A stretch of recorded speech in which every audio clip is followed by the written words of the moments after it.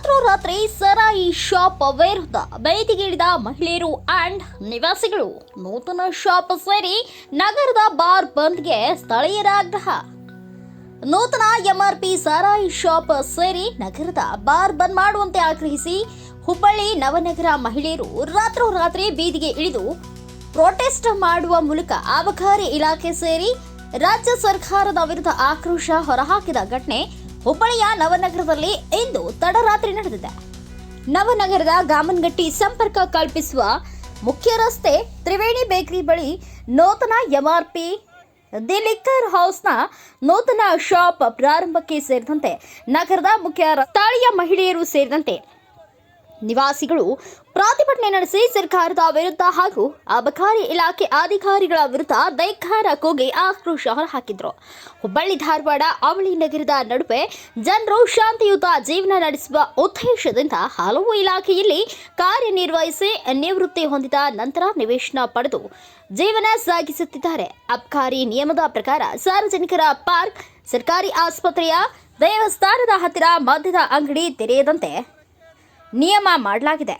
ಆದರೆ ಇಲ್ಲಿ ನಗರದ ಮುಖ್ಯ ರಸ್ತೆ ಸೇರಿ ಸಂಗಮ್ ಬಾರ್ ಆ್ಯಂಡ್ ರೆಸ್ಟೋರೆಂಟ್ಗೆ ಕ್ಯಾನ್ಸರ್ ಆಸ್ಪತ್ರೆಯ ಪಕ್ಕ ಮುಂಭಾಗದ ಉದ್ಯಾನವನ ಇದ್ದು ಕೆಲವು ಮೀಟರ್ ಅಂತರದಲ್ಲಿ ಶ್ರೀ ಆಂಜನೇಯ ಸ್ವಾಮಿ ದೇವಸ್ಥಾನವಿದೆ. ಇಷ್ಟಾದರೂ ಸಂಗಮ್ ಬಾರ್ಗೆ ಅನುಮತಿ ನೀಡಲಾಗಿದೆ.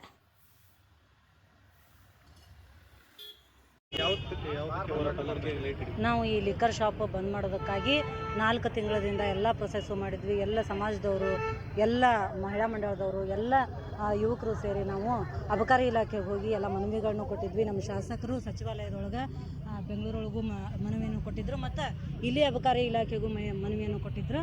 ಅದೇ ರೀತಿ ನಾವು ಎಲ್ಲ ಹೋರಾಟನೂ ಎಲ್ಲ ರೀತಿಯಿಂದನೂ ನಾವು ಲೀಗಲ್ಲಿ ಮಾಡ್ತಾ ಇದ್ವಿ. 4 ತಿಂಗಳಕ್ಕೆ ಪ್ರತಿಫಲವಾಗಿ ನಮಗೆ ಮೊನ್ನೆ ನಾವು ಚಾವಿ ಹಾಕಿಸಿ ನಾವು ಸೀಸ್ ಮಾಡಿ ಇದು ಮಾಡಿದ್ವಿ. ಅದರ ನಂತರ ಅವರು ಲಿಕ್ಕರ್ ಶಾಪಿನ ಮಾಲೀಕರು ಇವಾಗ ಕೋರ್ಟಿಗೆ ಹೋಗಿ ಸ್ಟೇ ತಗೊಂಡು ಬಂದು ನಮ್ಮ ಸಜ್ಜನ ಸಮಾಜವನ್ನು ಕೆಣಕಿದ್ದಾರೆ. ಯಾಕಂದ್ರೆ ಇಲ್ಲಿ ಯಾವಾಗಲೂ ಪ್ರಜ್ಞಾವಂತರಿರುವಂಥ ಒಂದು ಯುವಕರು ಅಡ್ಡಾಡುವಂಥ, ಆಮ್ಯಾಗ ರಥಬೀದಿ, ಇದು ವೀರಭದ್ರೇಶ್ವರ ದೇವಸ್ಥಾನದ ರಥಬೀದಿ, ಎಲ್ಲ ಪಾಲ್ಕಿಗಳು ಹೋಗ್ತಾವೆ. ಇಲ್ಲೇ ಗಾಮನಗಟ್ಟಿ ಕರೆಯಮ್ಮ ದೇವಸ್ಥಾನದ ಜಾತ್ರಾ ಮಹೋತ್ಸವ ಇಲ್ಲಿಂದನೂ ಹೋಗ್ತೈತಿ. ಹೀಗೆಲ್ಲ ಆಗೋದ್ರಿಂದ ನಾವು ಇದನ್ನು ಎಲ್ಲ ಎಚ್ಚರಿಕೆ ಕೊಟ್ಟು ಇಷ್ಟೆಲ್ಲ ಮಾಡಿದ್ರೂ ನಮ್ಮ ಮಾತು ಕೇಳಾರ್ದನ ಅವರು ಲಿಕ್ಕರ್ ಶಾಪಿಗೆ ಪರ್ಮಿಷನ್ ಕೊಟ್ಟಿದ್ದಾರೆ. ಅದಕ್ಕಾಗಿ ನಾವು ಸರ್ಕಾರಕ್ಕೂ ನಮ್ಮ ಹೋರಾಟದ ಬಗ್ಗೆ ನಾವು ಉಗ್ರವಾಗಿ ತೊಗೊಂಡು ಹೋಗ್ತೀವಿ ಅಂತ ಈ ಮೂಲಕ ಹೇಳಕ್ಕೆ ಇಷ್ಟಪಡ್ತೀನಿ. ನಿರಂತರವಾಗಿ ಕಳೆದ 2-3 ತಿಂಗಳಿಂದ ಈ MRP ಲಿಕ್ಕರ್ ಸ್ಟೋರಿನ ಒಂದು ಹೋರಾಟವನ್ನು ಕೈಗೊಂಡಾಗ MRP ಸ್ಟೋರ್ ನವನಗರಕ್ಕೆ ಬರ್ತೈತೆ ಅಂದಾಗ ನಾವು ನವನಗರ ಪ್ರಜ್ಞಾವಂತ ನಾಯಕರು ಒಂದು ಸಭೆಯನ್ನು ಕರೆದು ಆ ಸಭೆಯಲ್ಲಿ ತೀರ್ಮಾನ ಅವತ್ತೇ ತೊಗೊಂಡಿದ್ದೇವೆ. MRP ಸ್ಟೋರ್ ಆಗಿರ್ಬೋದು, ಮೊದಲು ಸ್ಟಾರ್ಟ್ ಆದಂಥ ಸಂಗಮ್ ಬಾರ್ ಆ್ಯಂಡ್ ರೆಸ್ಟೋರೆಂಟ್, ಅದು ಕೂಡ ಅವತ್ತಿನ ದಿವಸ ಮೀಟಿಂಗಲ್ಲಿ ಸಭೆಯಲ್ಲಿ ಚರ್ಚಿಸಲಾಗಿ ಅದನ್ನು ಕೂಡ ಟರಾವ್ ಮಾಡಿದ್ದೀವಿ. ಸಾರ್ವಜನಿಕರು ಎಲ್ಲ ನವನಗರದ ಸಮಸ್ತ ನಾಗರಿಕರಿಗೆ ಕೂಡಿ ಅವತ್ತಿನ ದಿವಸನೇ ಈ ಹೋರಾಟ ಸ್ಟಾರ್ಟ್ ಮಾಡಿದಾಗ ಕಾನೂನಾತ್ಮಕವಾಗಿ ನಾವು ಅಬಕಾರಿ ಇಲಾಖೆಗಾಗಿರಲಿ ಮತ್ತು ಮಾನ್ಯ ಜಿಲ್ಲಾಧಿಕಾರಿಗಳಿಗೆ ಎಲ್ಲರಿಗೂ ನಾವು ಮನವಿಯನ್ನು ಕೊಟ್ಟು ಜನವಸತಿ ಪಿಡಾಡಿ ಪ್ರದೇಶದಲ್ಲಿ ನೀವು MRP ಲಿಕ್ಕರ್ ಸ್ಟೋರ್ ಕೊಟ್ಟರೆ ಸುಮಾರು 5 ರಿಂದ 6 ಶಾಲೆಗಳು, 2 ಕಾಲೇಜುಗಳು, ಸುಮಾರು 10,000 ಮಕ್ಕಳು ನಿರಂತರವಾಗಿ ಈ ಏರಿಯಾದಲ್ಲಿ ಹೋಗ್ತಾರೆ, ಆ ಅಂಗಡಿ ಮುಂದೆ ಹೋಗ್ತಾರೆ. ಆ ಮುಖ್ಯ ರಸ್ತೆಯಲ್ಲಿ ನೀವು MRP ಲಿಕ್ಕರ್ ಸ್ಟೋರ್ ಕೊಟ್ಟಿದ್ದಕ್ಕೆ ಭಾಳ ತೊಂದರೆ ಆಗ್ತೈತಿ ಮತ್ತು ಸಾರ್ವಜನಿಕ ವಲಯದಲ್ಲಿ ಹೆಣ್ಮಕ್ಳು ಇಲ್ಲಿ ಅಡ್ಡಾಡೋದು ಭಾಳ ಕಷ್ಟ ಆಗ್ತೈತಿ. ಅಂಥದ್ದು ಉದ್ದೇಶ ಇಟ್ಕೊಂಡು ಅವ್ರಿಗೆ ಎಲ್ಲರಿಗೂ ಕೊಟ್ಟು ನಾವು ಮಾನ್ಯ ಜಿಲ್ಲಾಧಿಕಾರಿಗಳಿಗೆ, ಅಬಕಾರಿ ಜಿಲ್ಲಾಧಿಕಾರಿಗೂ ಕೊಟ್ಟೇವಿ, ಪೊಲೀಸ್ ಕಮಿಷನರ್ ಕೊಟ್ಟೇವಿ, HDMC ಕಮಿಷನರ್ ಕೊಟ್ಟೇವಿ. ಇದು ಕೊಟ್ಟಾಗಿಯೂ ಕೂಡ ಮೊನ್ನಿನ ದಿವಸ ದೊಡ್ಡ ಅವರು MRP ಪ್ರಾರಂಭ ಮಾಡ್ತಾರೆ ಅಂದಾಗ ನಾವು ಇಮಿಡಿಯೇಟಲ್ಲಿ ಆ್ಯಕ್ಷನ್ ತೊಗೊಂಡು ಸ್ಥಳೀಕರೆಲ್ಲರೂ ಕೂಡಿ ಪ್ರತಿಭಟನೆ ಮಾಡಿ ಎಕ್ಸೈಸ್ DCಗೆ ಮನವಿ ಕೊಟ್ಟಾಗ ಅವ್ರು ಬಂದು ಇಮಿಡಿಯೇಟ್ ಸೀಸ್ ಮಾಡಿದರು. ಇವತ್ತಿನ ದಿವಸ ಅವರು ಹೈಕೋರ್ಟಿಗೆ ಹೋಗಿ ಸ್ಟೇ ತೊಗೊಂಡ್ಬಂದು ಇವತ್ತು ಅವರು ಓಪನ್ ಮಾಡಿದ್ದಾರೆ ಅಂಗಡಿ.